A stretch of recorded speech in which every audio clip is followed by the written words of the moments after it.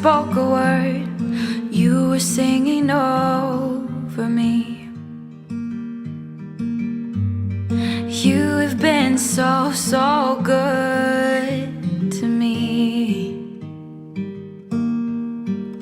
Before I took a breath, you breathed your life in me.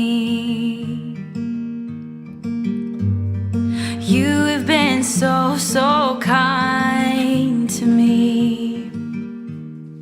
Oh, the overwhelming, never-ending, reckless love of God. Oh, it chases me down, fights till I'm found, leaves the 99. I couldn't earn it, and I don't deserve it. Still, you give yourself away. Oh, the overwhelming, never-ending, reckless love of God. Oh, yeah.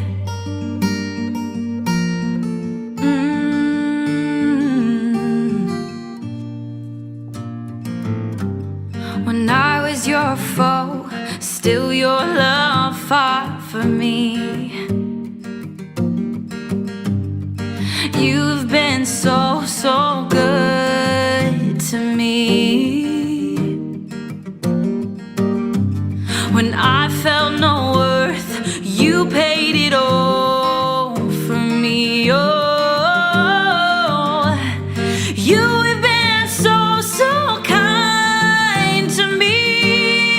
Oh, the overwhelming, never-ending, reckless love of God. Oh, it chases me down, fights till I'm found, leaves the 99. I couldn't earn it, and I don't deserve it. Still, you give yourself away. Oh, the overwhelming, never-ending, reckless love of God, yeah.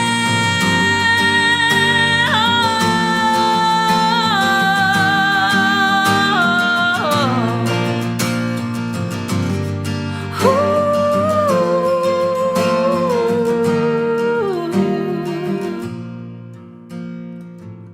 There's no shadow you won't light up, mountain you won't climb up, coming after me. There's no wall you won't kick down, lie you won't tear down, coming after me.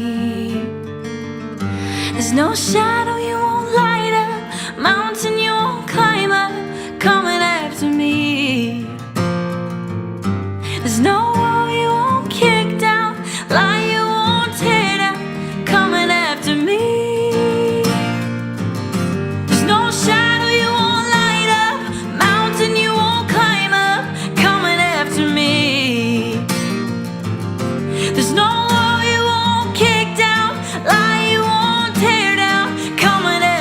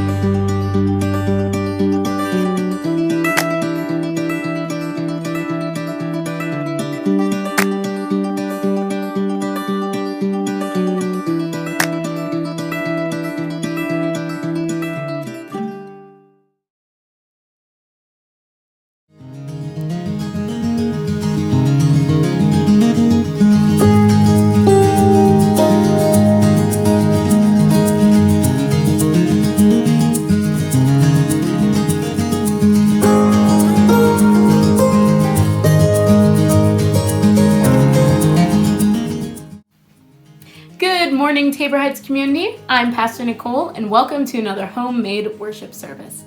Today is Valentine's Day, and it is also a very snowy Sunday. So, with that said, to start this video, I want to leave a little disclaimer. Forrest and I are not working with our regular sound equipment. We left our microphone in the trunk of our car, and as many of you may be experiencing, our parking lot is basically an ice skating rink right now. So, we are not working with our microphone because I don't want to skate around in the parking lot. So please excuse any weird sound issues we may have during this service today. Okay, back to service. So like I said, today is Valentine's Day, and today we are celebrating the gift of love. The love we have for one another and the love that we have in Christ.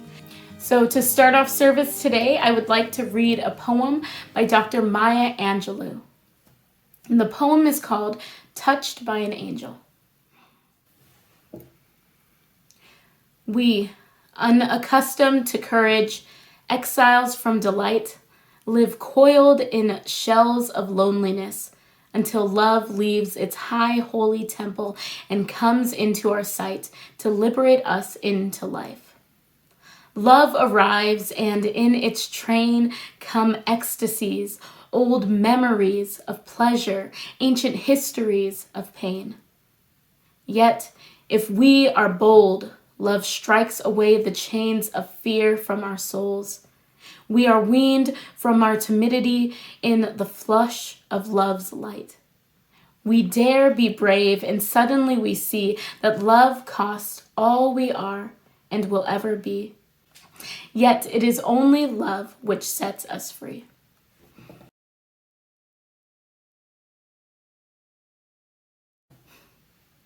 Will you please join me in an opening prayer?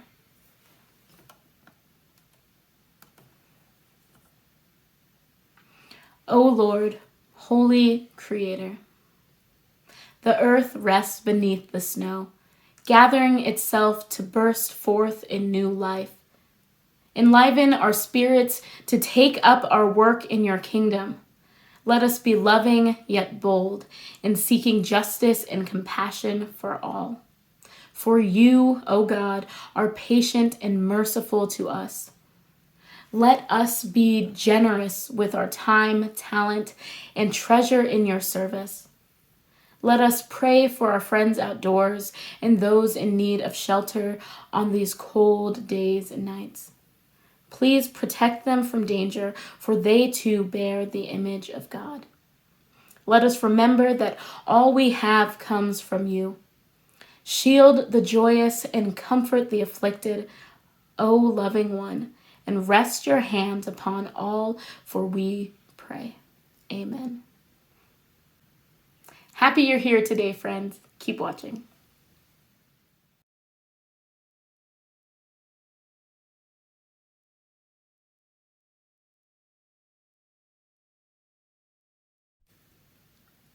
It's time for some announcements. First, snow cap donations will be collected in the Tabor Heights Church parking lot this coming Saturday, February 20th.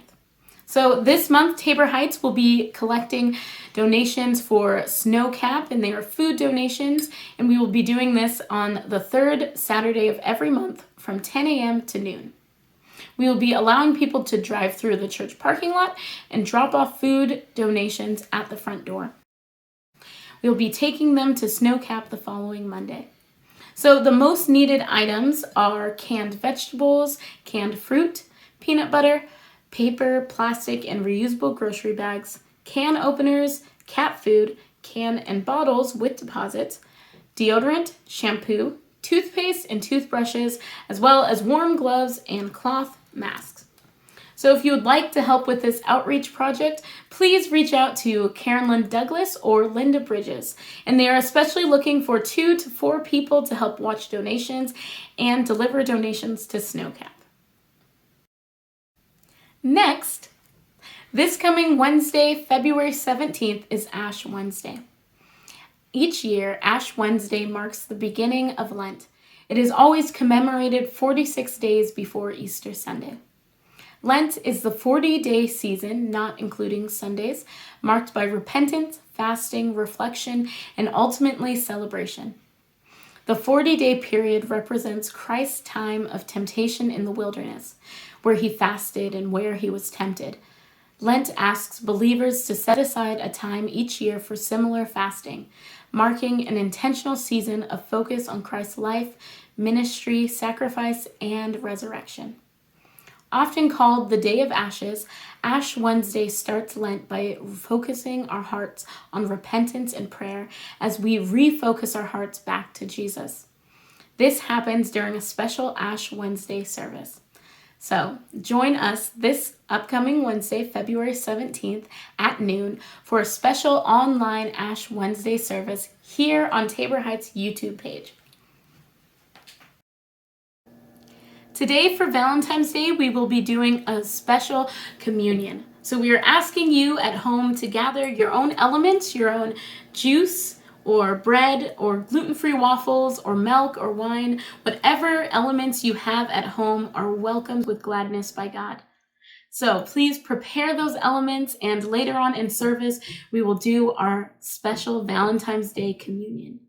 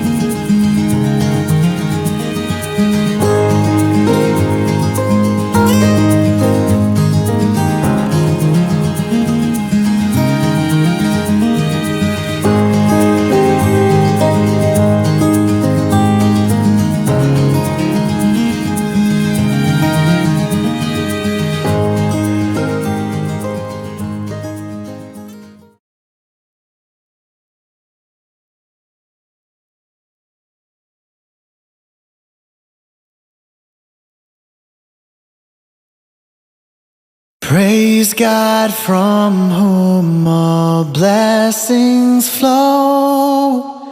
Praise Him, all creatures here below.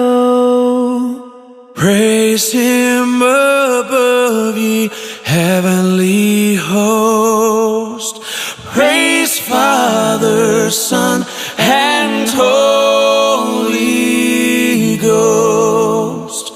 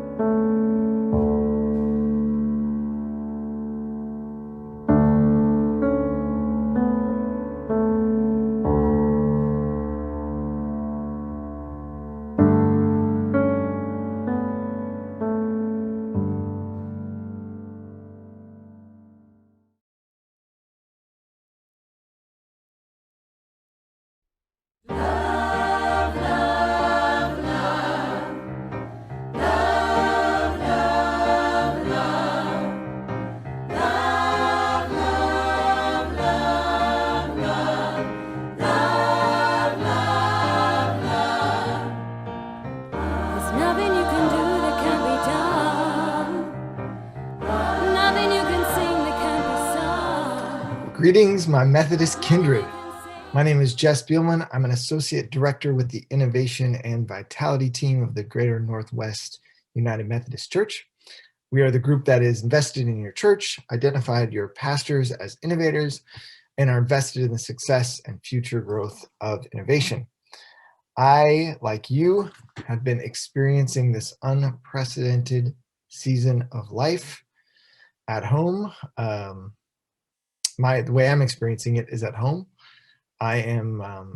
Things have changed for me. I am getting really good at 5th grade math. I am desperately looking for new things to cook for my family. I have invested in sweatpants quite a bit. I've been watching the Marvel movies, and now I'm watching them again. I kind of hope I don't get to 3 times watching all 20-some movies before we can open back up a little bit.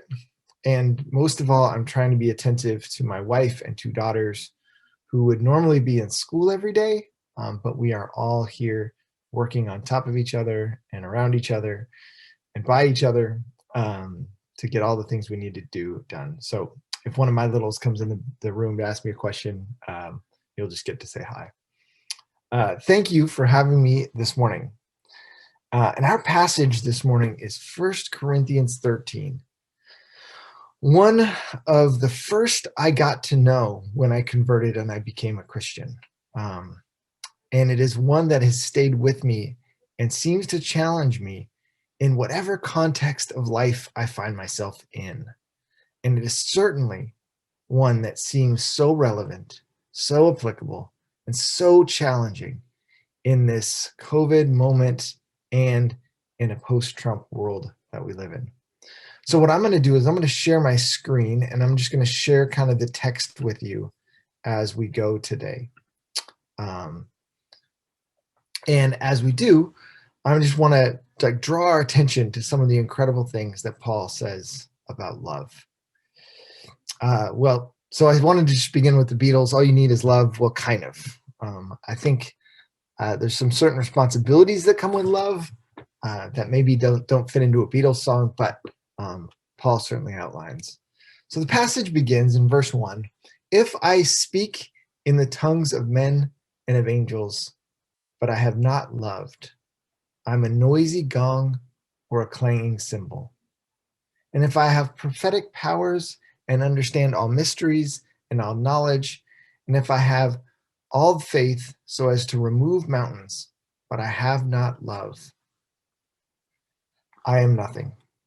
Even if I give away all that I have, and if I deliver my body to be burned, but I have not love, I have gained nothing. Paul suggests that love is the great check on our actions and motivations. We can accomplish whatever church or worldly success, but if it is at the expense of love, it is not worth it. Think of the last time you were frustrated, or think of the last conflict or challenge that you've had in community, whether it's your home community, your church community. Love suggests that even we can be right when we're wrong, or we can be wrong when we're right. There's plenty of community challenges in which the thing that I am in a challenge, I'm in conflict about, I 100% know that I am right. But if I go about that the wrong way, I'm going to be wrong. How do we put love in the center of our struggles, of our communities, of our conflict? There are plenty of challenges where the right answer or perspective can be engaged with our fellow people in a way that's unloving, and our rightness doesn't matter. I've also learned a lot about love in cross-cultural spaces. I have been taught through some pretty painful experiences that I need to be held accountable for not just my intention, but my impact. I've learned a lot. I often want to be judged based upon my intention. And if I don't realize that I have offended, or I said something that was racist, or I didn't know what I was doing was a microaggression, I really hope that those who are offended by me look at my intention. But I've been taught that what I need to be held accountable for is my impact. I actually need to be held accountable for my impact regardless of my intention. Even if I did not mean to offend, I can be wrong without intending to be wrong. If I'm a person in a relationship with, the person I'm in a relationship with is not experiencing me as loving, then I'm not loving, period. My 13-year-old daughter reminds me of this. Sometimes she experiences me as not loving, even when I don't intend to be not loving. And I've learned in relationships across culture that sometimes because I exist in a world that was built for white men, I think my experience is normative and I can overlook or offend those to whom don't look like me, talk like me, act like me, see the world like I do. But I've learned that I can't just have good intentions. I need them to experience me in a way that's loving. I need to be held accountable for my impact. And how should they be experiencing me? Well, Paul, how should others be experiencing us? Paul is really clear. Love is patient. Love is kind. Love does not envy or boast. It is not arrogant or rude. It does not insist on its own way. It is not irritable or resentful. It does not rejoice in wrongdoing, but rejoices with the truth. Love bears all things, believes all things, hopes all things, endures all things. What a list. What a clear picture of love. I interpret Paul's lists like this as more emblematic of an idea rather than like a closed list of attributes. This is not all the things that love looks like. We see Paul making lists when he talks about qualifications of a leader or roles in the church, etc. And I think that when he does that, he's not making a static, closed list of what these things are like. He changes his lists and addresses the same things in different passages. So what I think he's doing is he's more painting a picture for us. And let's look at some of these. And I want you to hear them through whatever context you need to hear them. For me, I probably need to hear them through the context of having my kids at home with me every day. I probably need to hear them through the context of 10 months in this house with my wife who gets to experience me every day, my goods and bads. Certainly, we could talk about experiencing this with church as a variable that we all have in common. But let's really look at these attributes and think about them in the context of the relationships we have around us. Love is patient. Love isn't rude. Love doesn't insist on its own way. Maybe we should stop there. I think that this insisting on our own way is particularly applicable at church. When our faith comes in, we can easily insist that our way is the only way. Our way is the right way. Our way is the only right way. And often we baptize our only right way as God's way. And it takes a deep listening to Scripture, to the Holy Spirit, and those for whom our way is not their way, for us to grow so that we could love in a way that doesn't insist on our own way. Paul goes on. Love is not irritable or resentful. Resentful.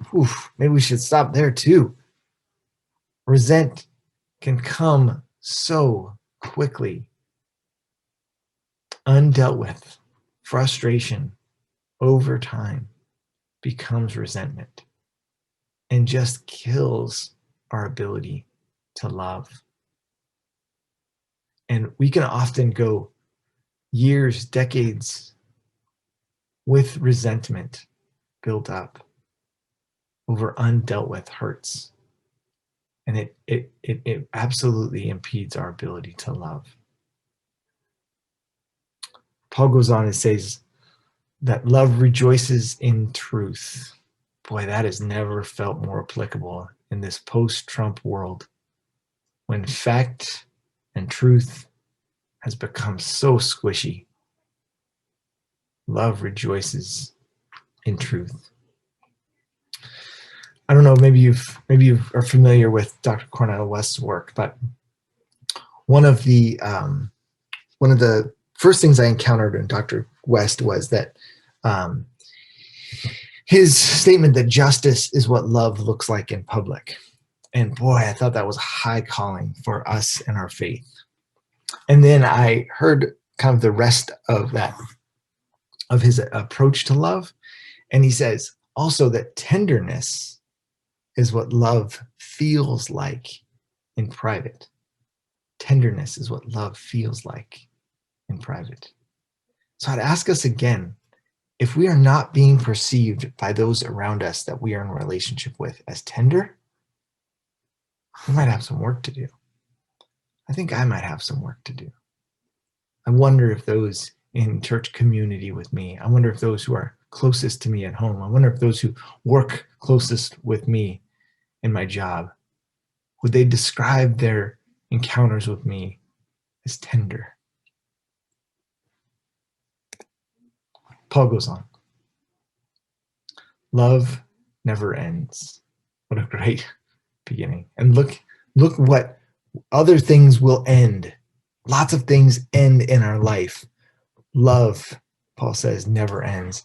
As for prophecies, they will pass away.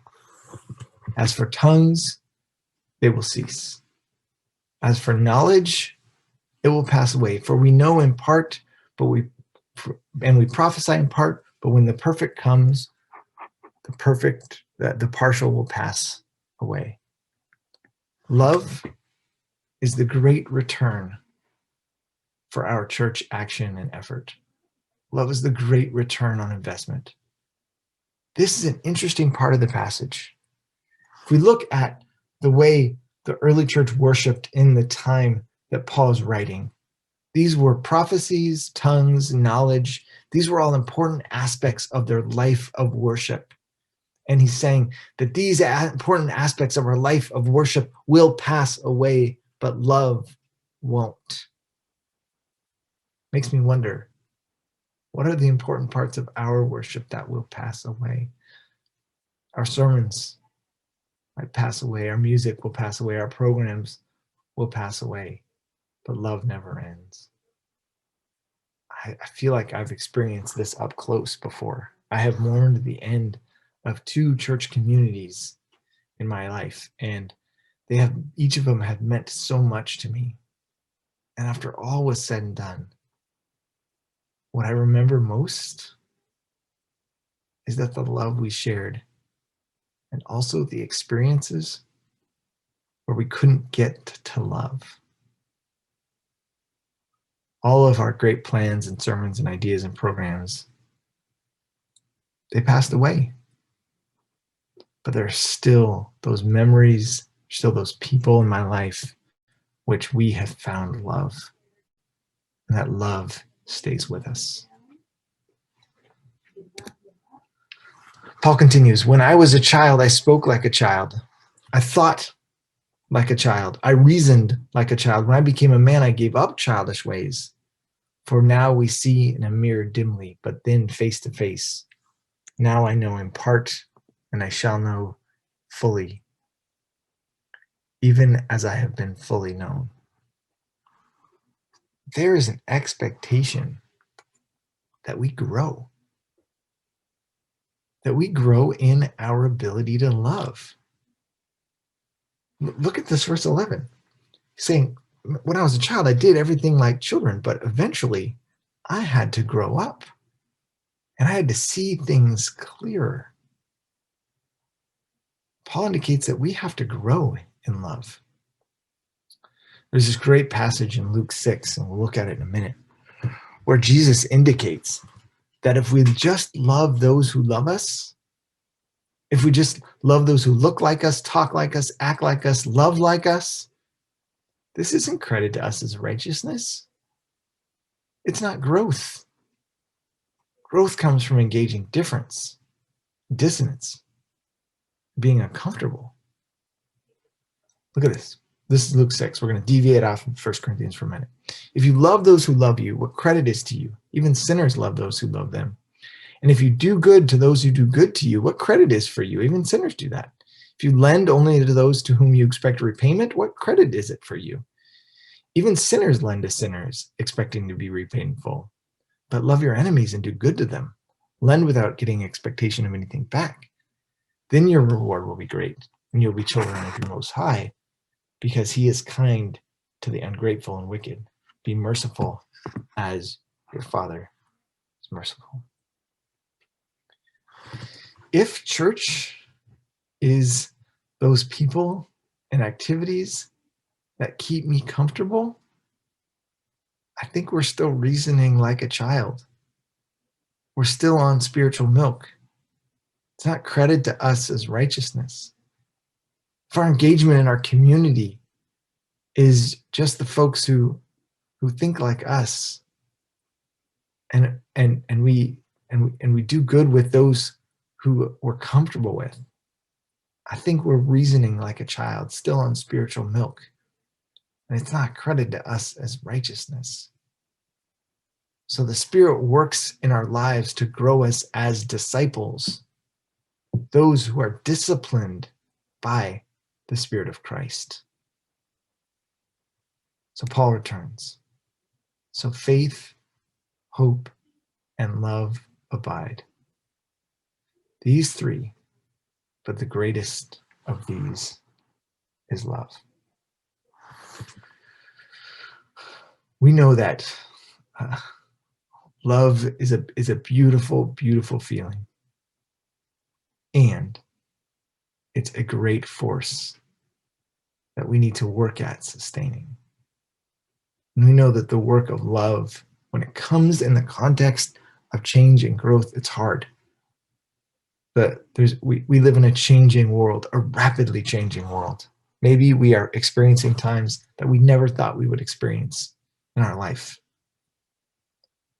We are experiencing a changing of the way that our communities and our culture engages church.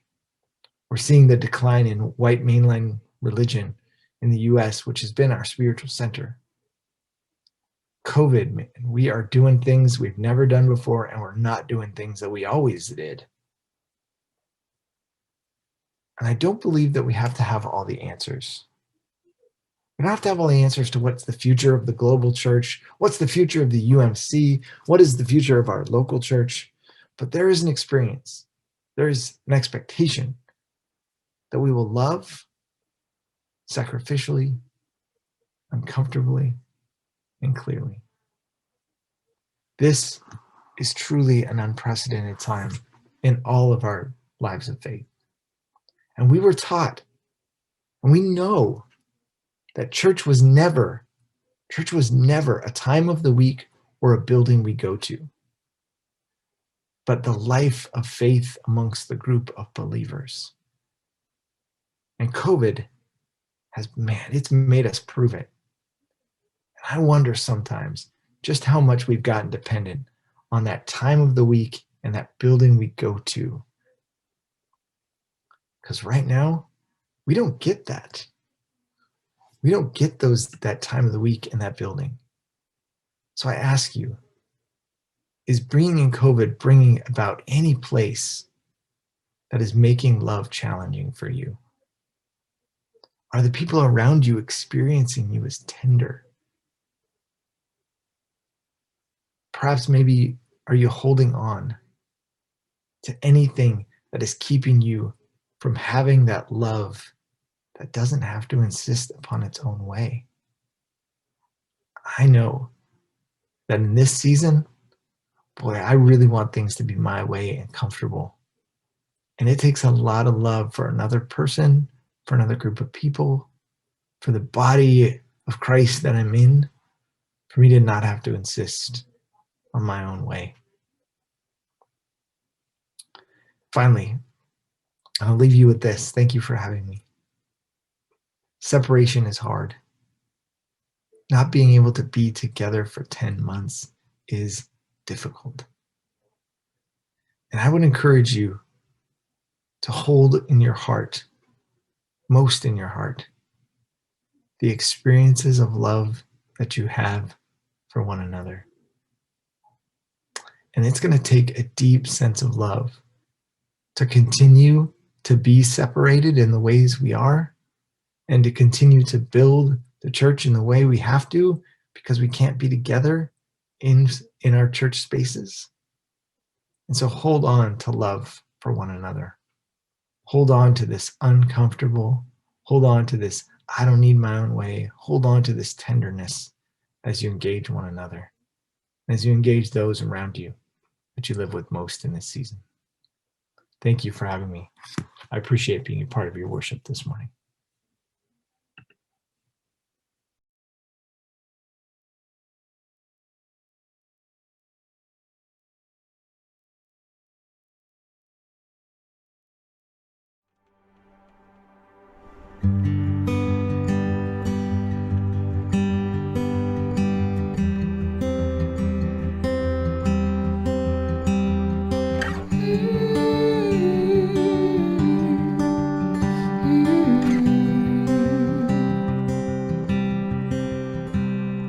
He's jealous for me. Love's like a hurricane. I am a tree bending beneath the weight of his wind and mercy. And all of a sudden I'm unaware of these afflictions eclipsed by glory. And I realize just how beautiful you are and how great your affections are for me. And oh, how he loves us so. And oh, how he loves us. And how he loves us so. He loves us, and oh how he loves us, and oh how he loves us, and oh how he loves us.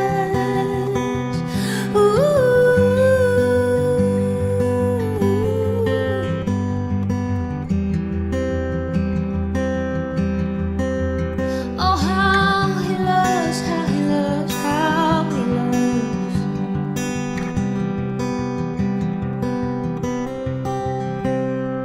We are his portion and he's our prize, drawn to redemption by the grace in his eyes. If his grace is in motion, we're all sinking. Oh, when heaven meets earth like an unforeseen kiss, and my heart turns violently inside of my chest, and I don't have time to maintain these regrets when I think about the way he loves us, and oh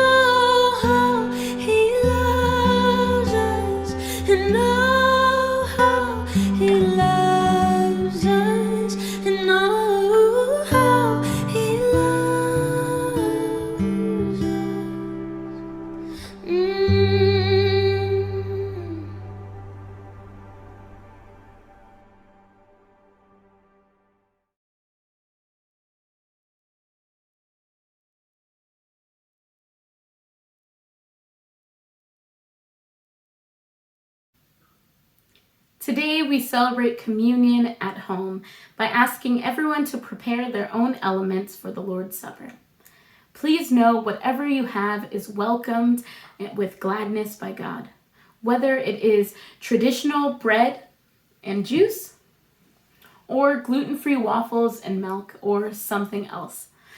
The risen Christ will be present as we join in God's holy mystery together. As we serve ourselves, may we remember God's table is a place of love and grace and kindness for each and every one of us, regardless of who we are, where we come from, or what we have done. We are invited here. And so let us enter into the holy mystery together.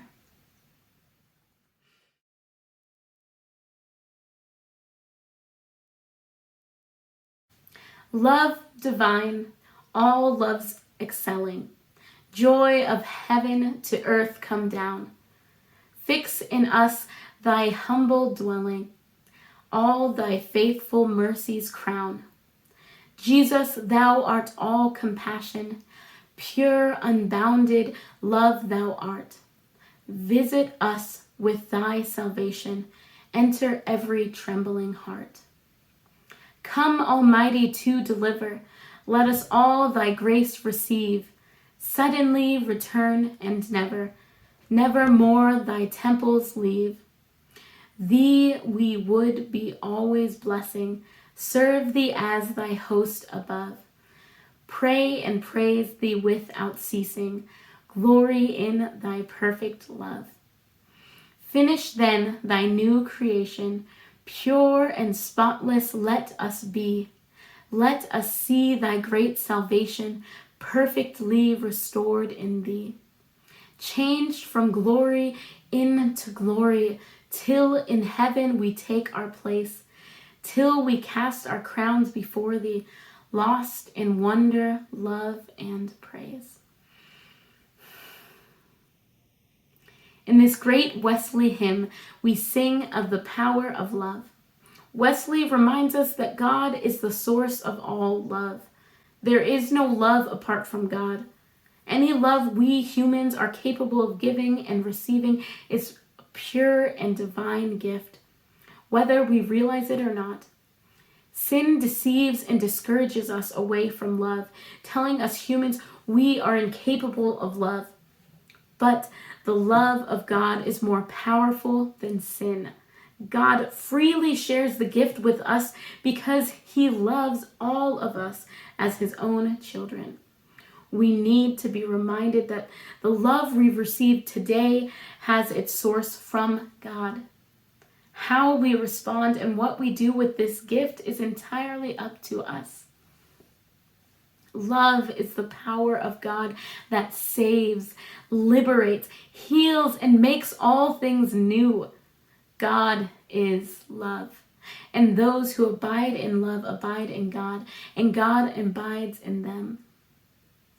Love has been perfected among us in this, that we may have boldness on the day of judgment, because as he is, so are we in this world. There is no fear in love, but perfect love casts out fear. For fear has to do with punishment, and whoever fears has not reached perfection in love. We love because he first loved us. Those who say, I love God, and hate their brothers or sisters are liars. For those who do not love a brother or sister whom they have seen cannot love God whom they have not seen. The commandment we have from him is this: those who love God must love their brothers and sisters also. 1 John 4:16-21. Today we celebrate the core mystery of faith, the mystery of God, who is one in three persons, Father, Son, and Holy Spirit. This is the mystery of the Holy Trinity.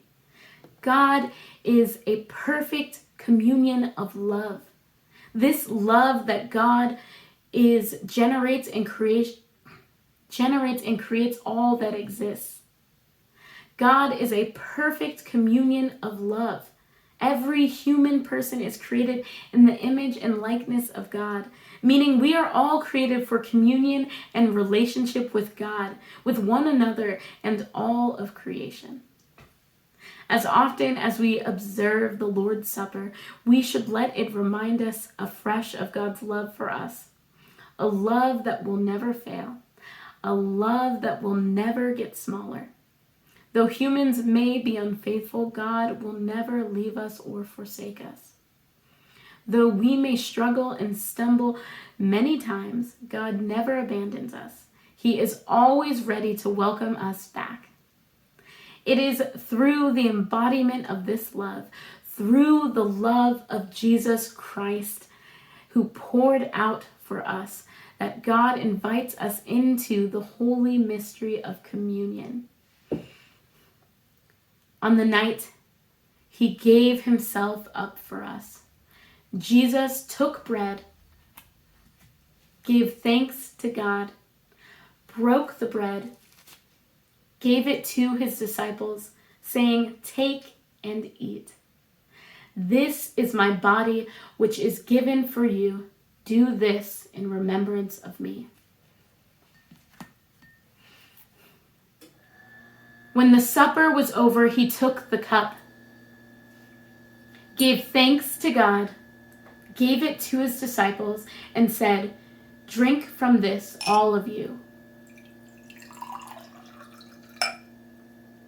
This cup of the new covenant poured out for you and for all, for the forgiveness of sins and the wholeness of life.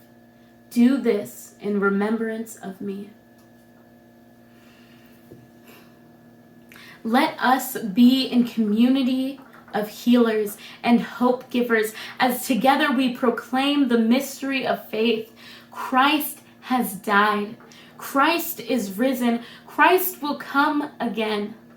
Pour out your Holy Spirit on us gathered around this sacrament and on our gifts of bread and cup, and let them be for us the body and blood of Christ, that we may be for the world the body of Christ made whole by his witness, passion, and life. Even as your people are physically distant from one another, remind us that you are never apart from us. We belong to your body. We are one in your love. This bread reminds us that any life, no matter how broken or sick or distorted it may become, can be made whole again in God's love. This cup reminds us that any life, no matter how empty or lonely or isolated it may become, can be filled again in God's love. These are the gifts of God for the people of God. Thanks be to God. In the holy name of Jesus we pray. Amen. At this time, join now in consuming the elements. The bread, his body broken for you, so that you might live again. And the cup, his blood poured out for us, his cup of liberation.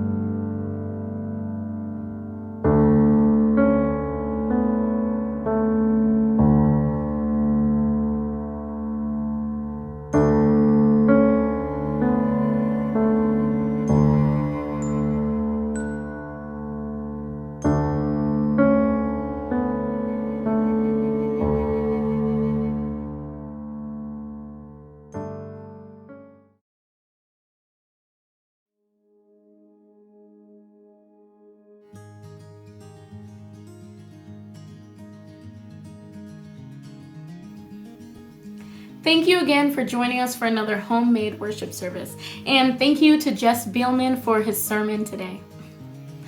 Don't forget that we are collecting snow cap donations this Saturday, February 20th from 10 a.m. to noon at Tabor Heights in the church parking lot. If you want more information, make sure to reach out to Linda Bridges or Carolyn Douglas. And we will see you here on Wednesday at noon for our Ash Wednesday service. And finally, to close off service today, I would like to remind you of the words from Dr. Maya Angelou. Yet, if we are bold, love strikes away the chains of fear from our souls. Let us be bold this week. Let us love boldly. Go in God's peace. You are loved and you are not alone.